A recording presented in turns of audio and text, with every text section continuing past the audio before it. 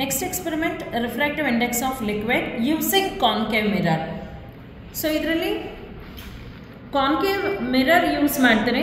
concave mirror use ಮಾಡ್ತೀರಿ. First object ಎಷ್ಟು possible ಅಷ್ಟು ಕೆಳಗಿರಲಿ. ಈಗ ಅಬ್ಸರ್ವ್ ಮಾಡ್ತೀರಾ, ಎರಕ್ಟ್ ಎನ್ಲಾರ್ಜ್ಡ್ ಇಮೇಜ್ ಕಾಣಿಸುತ್ತೆ.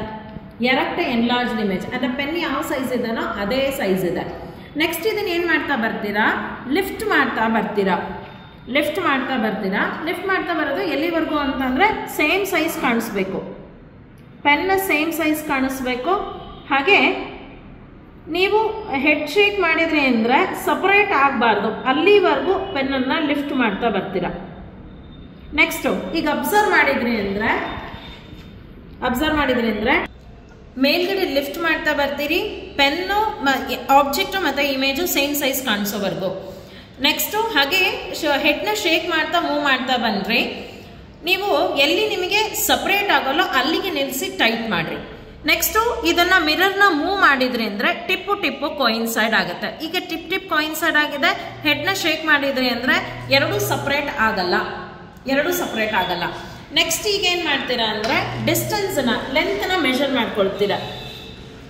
ಈ ಮಿರರಿನ ಸರ್ಫೇಸಿಂದ ಪಿನ್ ಟಿಪ್ ಎಲ್ಲಿದನೋ ಅಲ್ಲಿವರೆಗೂ ಮೆಷರ್ ಮಾಡ್ಕೊಳ್ತೀರಾ. ಆ್ಯಂಡ್ ನನಗೀಗ 21 ಇದೆ ಲೆಂತ್. ಇದು ರೇಡಿಯಸ್ ಆಫ್ ಕರ್ವೇಚರು ವಿತೌಟ್ ವಾಟರ್. ಎಷ್ಟಿದೆ? 21 ಸೆಂಟಿಮೀಟರ್ ಇದೆ. 21 ಸೆಂಟಿಮೀಟರ್. ನೆಕ್ಸ್ಟ್ ಏನು ಮಾಡ್ತೀರಿ ಅಂದರೆ ಇದರ ಮೇಲೆ ಸೆಕೆಂಡ್ ಟ್ರಯಲ್ಗೆ ಮತ್ತೆ ಇದರ ಮೇಲೆ ವಾಟರ್ ಹಾಕ್ತೀರಿ. ವಾಟರ್ ಹಾಕಾದ್ಮೇಲೆ ಅಬ್ಸರ್ವ್ ಮಾಡಿದರೆ ನಿಮಗೆ ಥಿನ್ ಇಮೇಜ್ ಕಾಣಿಸುತ್ತೆ. ನನಗೆ ಸೇಮ್ ಸೈಜ್ ಬರಬೇಕು ಅಂದರೆ ಈಗ ಮ್ಯಾಗ್ನಿಫೈ ಆಗಬೇಕು ಅಂದರೆ ಇದರ ಲೆಂತನ್ನು ರೆಡ್ಯೂಸ್ ಮಾಡ್ತೀರಿ. ಸೇಮ್ ಪ್ರೊಸೀಜರ್, ಮುಂಚೆ ಹೇಗೆ ಮಾಡಿದ್ರೋ ಅದೇ ಪ್ರೊಸೀಜರ್.